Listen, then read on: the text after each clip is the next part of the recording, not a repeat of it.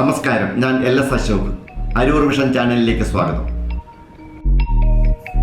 അരൂരിൽ പോക്സോ കേസിൽ പ്രതിക്ക് 32 വർഷം തടവും പിഴശിക്ഷയും. വാർത്തകൾ വിശദമായി. അരൂരിൽ പോക്സോ കേസിൽ പ്രതിക്ക് 32 വർഷം തടവും പിഴശിക്ഷയും. അരൂരിൽ പ്രായപൂർത്തിയാകാത്ത പെൺകുട്ടിയെ ലൈംഗികമായി പീഡിപ്പിച്ച പ്രതിക്ക് 32 വർഷം തടവും 1,80,000 രൂപ പിഴയും ശിക്ഷ വിധിച്ചു.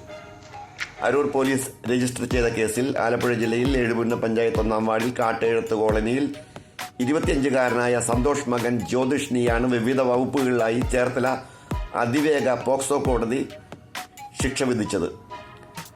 ശിക്ഷ 20 വർഷം അനുഭവിച്ചാൽ മതി.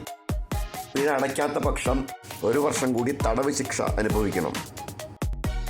15 വയസ്സുള്ള പെൺകുട്ടിയുമായി അടുപ്പം സ്ഥാപിച്ച പ്രതി ചേർത്തല തങ്കിക്കവലയ്ക്കടുത്ത് പ്രതിയും കുടുംബവും വാടകയ്ക്ക് താമസിച്ചിരുന്ന വീട്ടിൽ പെൺകുട്ടിയെ എത്തിച്ച് ബലമായി ലൈംഗിക അതിക്രമം നടത്തുകയായിരുന്നു.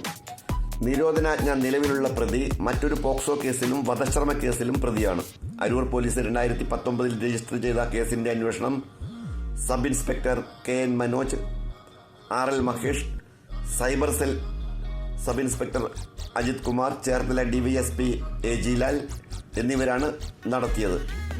സിവിൽ പോലീസ് ഓഫീസർമാരായ സബിത, പ്രീത, ബിനു, അനിൽ, അനൂപ്, ആന്റണി, സുധീഷ് ചന്ദ്രബോസ് എന്നിവർ കേസന്വേഷണത്തിൽ ഭാഗമാക്കായി.